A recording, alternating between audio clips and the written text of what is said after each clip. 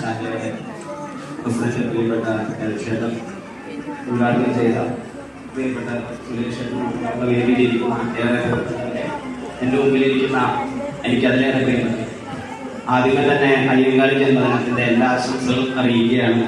ഞാൻ ജനിച്ചു വളർന്ന ഒരു നാട്ടിലെ ഈ സന്തോഷത്തിന്റെ ഭാഗമാവാൻ ഒരു ക്ഷണിക്കപ്പെട്ട അതിഥിയായി മാറാൻ സാധിച്ചത് ഒരു ദൈവാനുഗ്രഹമായിട്ട് ഞാൻ കാണുകയാണ്. ഞാൻ ചെറുപ്പത്തിലെ കണ്ടുവന്ന മുഖങ്ങൾ ഇന്നും ഒരു മാറ്റമില്ലാണ്ട് നമ്മുടെ തന്നെ ഇതെന്നുള്ള ഏറെ സന്തോഷകരമായ ഒരു നിമിഷം കൂടിയാണ്.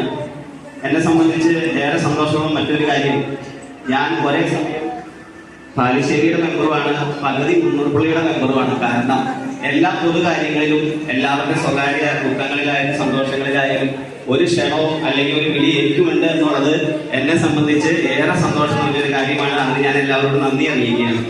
മറ്റൊരു കാര്യം ഞാൻ നടന്നു ശ്രദ്ധിച്ചു, ഞാൻ ഉൾപ്പെടെയൊക്കെ ക്രീമൊക്കെ തേച്ചാണ് അവിടെ ചേച്ചിമാര് പൗഡറൊക്കെ ക്രീമൊക്കെ തേച്ച് അപ്പൊ മുന്നൂറുപ്പള്ളി എത്തിയപ്പോഴേക്കും കൂടിയൊക്കെ പൗഡറൊക്കെ വെള്ള കളർ ഒഴുകിയിട്ടുണ്ട്.